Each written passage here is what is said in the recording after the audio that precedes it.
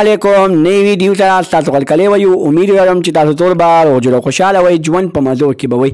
مفتی سردار علي حقاني شهید صاحب ورور عاطف سردار رښتیا شهید شو.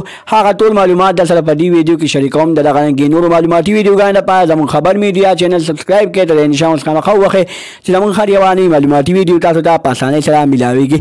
مفتی سردار علي حقاني شهید صاحب ورور عاطف سردار شهید شو. داسې قسمه خبر په سوشل میډیا باندې خپور شوی دی، خو دوستانو دغه خبر دروغ دی. عاطف سردار شهید شوی نه دی. عاطف سردار په هسپتال کې ډېر زیات په سخت حالت کې پروت دی، تفتیشناک حالت کې پروت دی.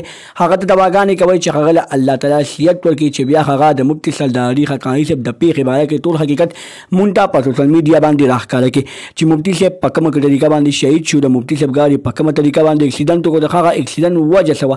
دوستانو عاطف سردار چې کله په اوښ کې راشي نو وایي چې موږ به د عاطف سردار نه خامخا پوښتنه لرو چې عاطف سردار د ګاډي اکسیډنټ په کومه طریقه باندې وکړو. خو د مفتی صاحب سردار علي حقاني صاحب شهید صاحب ریول چې حسن نامه د هغه مخکې ذخیره کړې وه چې زموږ ګاډی په یو سازش باندې کتل اوښتی دی، په یو سازش باندې زموږ ګاډی اکسیډنټ کړی. د هغه اکسیډنټ نه بعد بیا مفتی سردار علي حقاني صاحب په هغه ساعت باندې شهید شوی دی. موږ ته پکار دي چې موږ د مفتی سردار علي حقاني صاحب شهید باره کې یو داسې تفتیش ونیسو، په هغه تفتیش کې دغه سازش راښکاره شي چې مفتی صاحب باندې دغه د شهید کولو سازش ولې وشو. دوستانو د دې نه مخکې په مفتی صاحب باندې حمله شوې وه چې په هغه حمله کې مفتی صاحب ژوندی پاتې شوی و. د دغه رنګې نورو معلوماتي ویډیوګانو لپاره زموږ خبر میډیا چینل سبسکرایب کړئ. د نشان اوس خامخا ووهئ چې زموږ هر یوه نوې معلوماتي ویډیو تاسو ته په اسانۍ سره میلاویږي.